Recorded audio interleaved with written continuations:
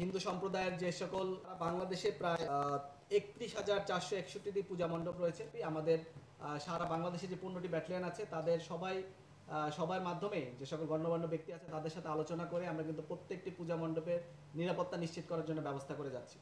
আমাদের গোয়েন্দা নজরদারি আছে, আমাদের যে সার্বিক নিরাপত্তা টহল সেটা আছে, এবং আমাদের প্রত্যেকটি পূজা মণ্ডপের জন্য 10টি 15টি করে কোনো জেলায় আমরা দেখতে পাচ্ছি যে 10,000-এর মতো পূজা মণ্ডপ আছে।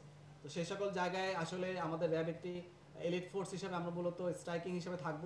যদি কখনো কোথাও কোনো ধরনের সমস্যা হয়, আমরা আমাদের মোবাইল নাম্বারগুলো তাদেরকে দেওয়া আছে। আমাদের ফোকাল পয়েন্ট প্রত্যেকটি 10টি থেকে 15টি করে পূজা মণ্ডপের জন্য একটি ফোকাল পয়েন্ট করা আছে।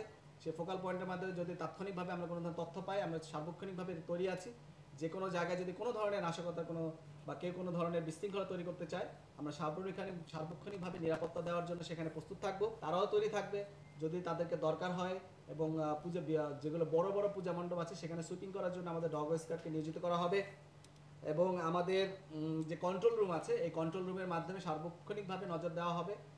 আপনারা জানেন যে এই শারদীয় দুর্গাপূজায় মূলত যে তিথির যে সময়টা, এটা সকাল এবং সন্ধ্যার দিকে থাকে। তো সকাল এবং সন্ধ্যাকে টার্গেট করে আমরা মূলত আমাদের টহলগুলিকে জোরদার করব। এছাড়াও যেদিনকে প্রতিমা বিসর্জনের দিনও আমাদের নিরাপত্তা ব্যবস্থা আরও জোরদার করা হবে, এবং সার্বক্ষণিকভাবে আমাদের নজরদারি এবং গোয়েন্দা নজরদারি সব জায়গায় অব্যাহত আছে। আমি বলতে চাই যে এখানে পূজাকে ঘিরে একটু উস্কানি রয়েছে। কেউ এখানে একটু বিশৃঙ্খলা তৈরি করার চেষ্টা করতে পারে, বাট আমরা অত্যন্ত দৃঢ়ভাবে বলতে চাই আমরা প্রত্যেকটি বিষয়কেই সচেতনভাবে দেখব, এবং যাতে কেউ কোনো ধরনের বিশৃঙ্খলা তৈরি করতে না পারে সে বিষয়ে আমরা সর্বোচ্চ সজাগ থাকব।